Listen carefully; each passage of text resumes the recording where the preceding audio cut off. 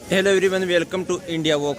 Guys आज हम आ गए हैं जीण माता का मंदिर और ये है राजस्थान के सीकर डिस्ट्रिक्ट में। और गाइज आप मेरे साथ साथ जीण माता का दर्शन करोगे तो जीण माता भी गजब की कहानी है। जीण माता और हर्ष दोनों भाई बहन थे, वो उनका मंदिर दोनों का अलग अलग है लेकिन एक ही पहाड़ी पर बना हुआ है। तो हम आज इनके दर्शन कराएंगे और आपको पूरी हिस्ट्री बताएंगे। गाइज पहले हम आपको इस आक्रमण के बारे में बता देते हैं, उसके बाद आपको दर्शन कराएंगे और उसके बाद आपको इसकी हिस्ट्री के बारे में बताएंगे। और गाइज यहाँ पर मेन मंदिर है पहाड़ी के नीचे और ऊपर पहाड़ी के ऊपर बना हुआ है। तपस्या की थी वो स्थल है, तो हम वो भी दिखाएंगे पहाड़ी के ऊपर जाकर तपस्या स्थल भी, और आपको मेन मंदिर की भी दर्शन करवाएंगे। तो आप वीडियो में अंत तक बने रहना।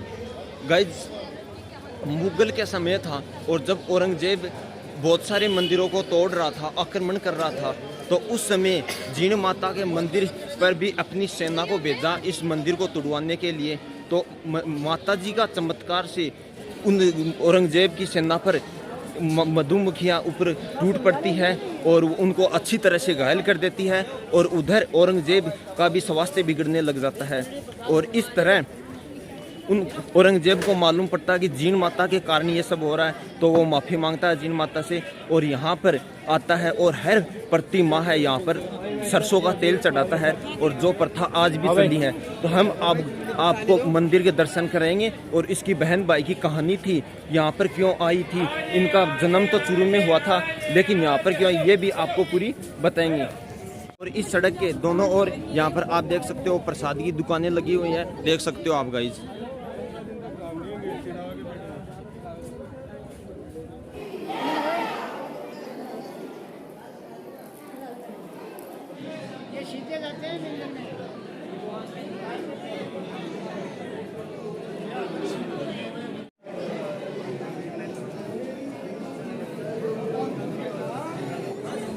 और गाइज ये गेट चांदी के बने हुए हैं, दोनों साइड में ये गेट है और ये चांदी के बने हुए हैं और इसके जस्ट सामने जीण माता की प्रतिमा लगी हुई है।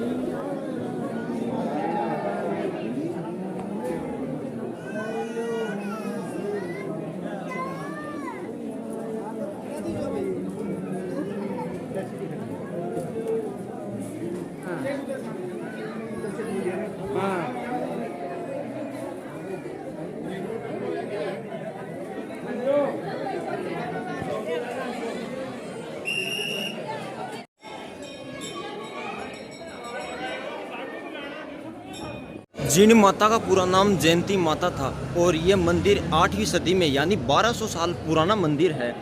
और गाइज आपने जीण माता का दर्शन तो कर लिया है, अब आपको इसकी थोड़ी और हिस्ट्री बता देता हूँ। गाइज हर्ष और जीण माता दोनों भाई बहन थे और उनका गांव चूरू में था, राजस्थान के चूरू डिस्ट्रिक्ट में इनका गांव था।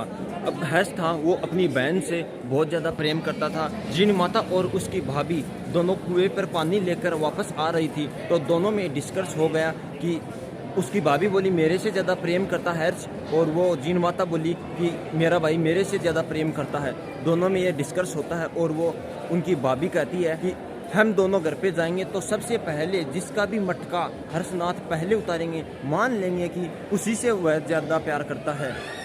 तो तब क्या हुआ, उस हर्षनाथ के पास दोनों पहुंचे तो सबसे पहले अपनी पत्नी हर्षनाथ अपनी पत्नी का मटका उतार लेता है और इसी वजह से जीण माता नाराज हो जाती है और हर्षनाथ से दूर चली जाती है, यानी चूरू से चलकर यहाँ पर सीकर में आ जाती है पहाड़ों में और यहाँ पर तपस्या करने लग जाती है। लेकिन हर्षनाथ उसको ढूंढता ढूंढता यहाँ पर पहुँचता है और वो बोलता है बहन ऐसी कोई बात नहीं है।